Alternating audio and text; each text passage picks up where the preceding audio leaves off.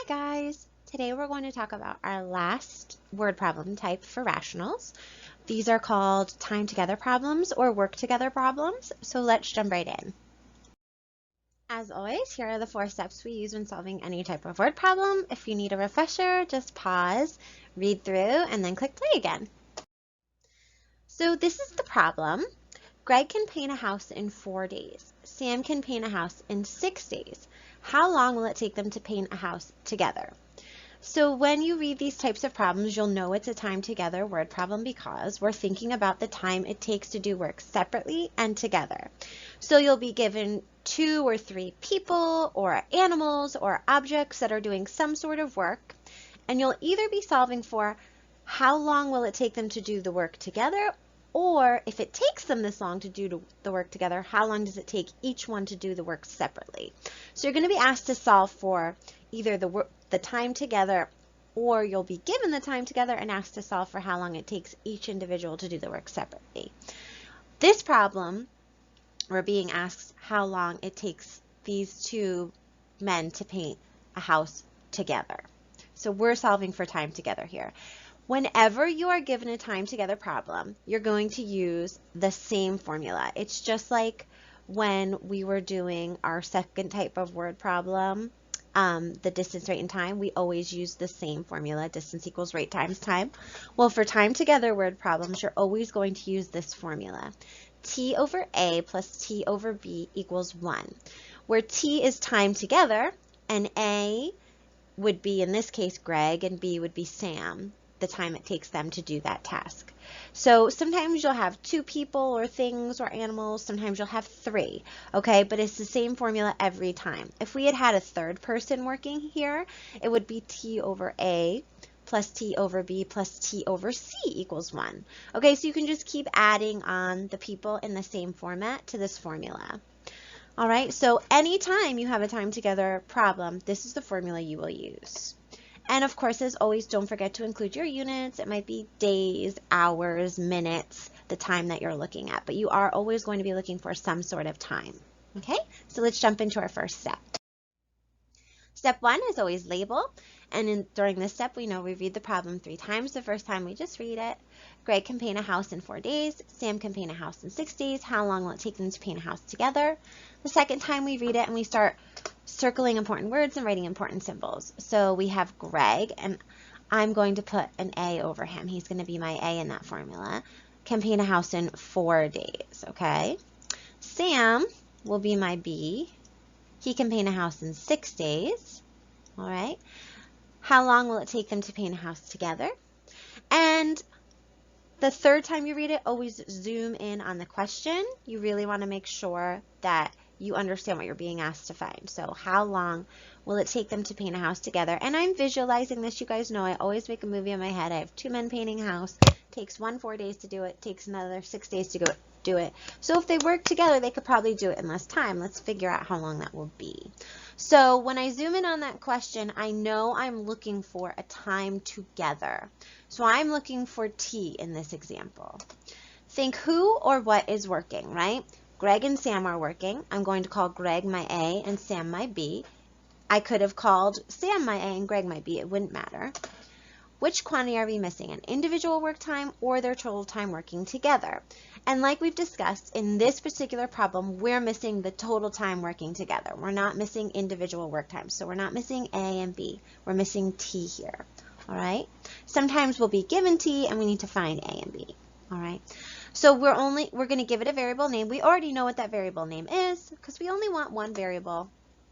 We are missing the total time working together, and we're always going to name that total time working together T, all right? So whenever you're solving for the total time working together, give it the variable name T. So now we've labeled our variable, we can move into the second step. The second step is to translate, and this step's really easy because we're basically just plugging into that formula. And if you guys are curious where that formula came from, I can absolutely tell you. Shoot me a message. I'm toying with the idea of doing a video on it, but if you want to know where that 1 over A plus 1 over, T over A plus T over B equals 1 came from, there's a really quick and intuitive explanation for that. and I am more than happy to share that with you. You can shoot me a message and I will share that with you. All right, so the translate stage is pretty nice and easy actually, because we're just taking those English sentences and translating them into math equations, and we already have the formula we want to use. We're always going to use this formula right here, and we're just filling in with what we're given. We know that A equals 4 and B equals 6. We're solving for T, so when we plug in everything, we get T over 4 plus T over 6 equals 1, right?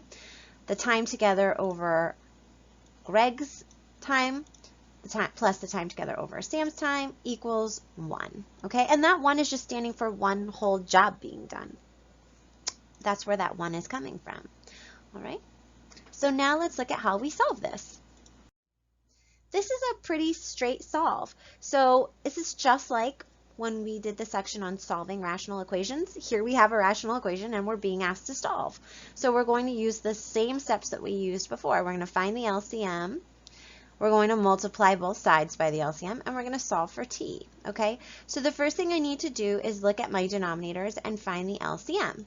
So here I have a 4.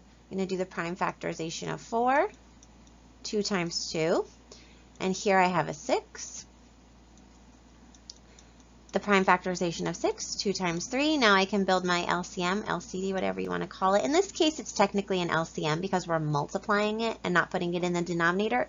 But the process to find LCM and LCD is the same. So I always take everything from my first prime factorization. And then I look at my second prime factorization and I take just what I'm missing. So I always ask myself, do I already have a 2? 1, 2? Yes, I do. But I do need a 3. So it's kind of like this 2 in the middle. I'm going to make it purple, right? Because a mixture of red and blue is purple. This 2 comes from both prime factorizations, right? So 2 times 2 times 3, what does that equal? Well, that equals 12. 2 times 2 is 4 times 3. Oops. I'm saying 4 and writing 4. 2 times 2 is 4 times 3 is 12. So there's my LCM. Okay, so now I'm going to multiply both sides by the LCM. 12 times quantity T over 4 plus T over 6 equals 1 times 12. I'm just multiplying both sides to keep that equation balanced.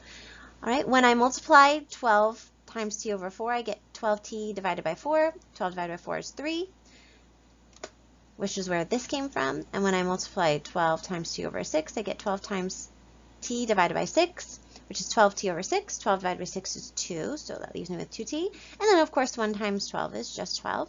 Now I'm just going to combine like terms. 5T equals 12, and divide by 5. So T equals 12 over 5, and there's a few different ways we could write that. That's a mixed number, or excuse me, that's a fraction, but we could also write it as a mixed number. So 12 over 5 is equivalent to 2 2/5, or if we write it as a decimal, 2.4. So that means it's going to take us 2 2/5 or 2.4 days. It's going to take them working together to paint this house. Okay? So now let's interpret our answer. So we arrived at the solution that it will take 2 2/5 or 2.4 days for them to paint the house. So you're going to go back to the original problem. You're always going to think, well, what was the question asking me? Did I actually answer it? Because sometimes there's a little bit more work we have to do, right? Like when we did the distance, rate, and time problems, well, yeah, we had solved for one person's speed, but now we needed to go back and solve for the others by plugging it in. So in this case, we don't have to actually go back and plug anything in. If we were solving for individual work times, we might have had to. But since we were just solving for one time, the time that it took them to work together, we don't have to do that. So how long will it take them to paint a house together? 2.4 days. We did, in fact, answer that question.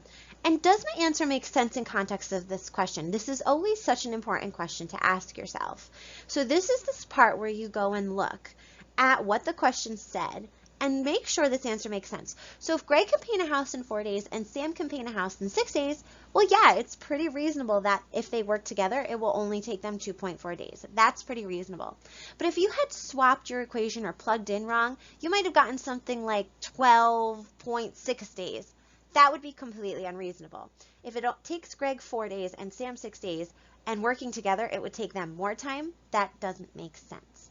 So that's why it's always so important to ask yourself if your solution makes sense in context of the question, right? Because it will tell you, if you ask yourself that question, you'll realize whether or not you've made a mistake.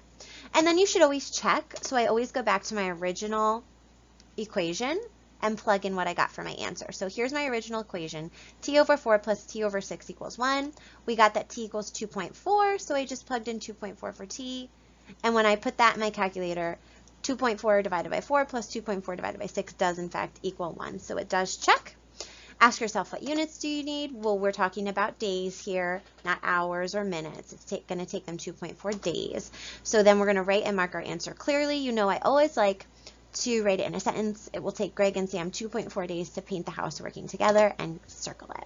So these aren't that bad, right? It's just a matter of plugging into that formula. All right, so always remember, label, translate, solve, and answer. Have fun working on these problems, and remember, just plug right into that formula, find your LCM, and solve. Bye, guys.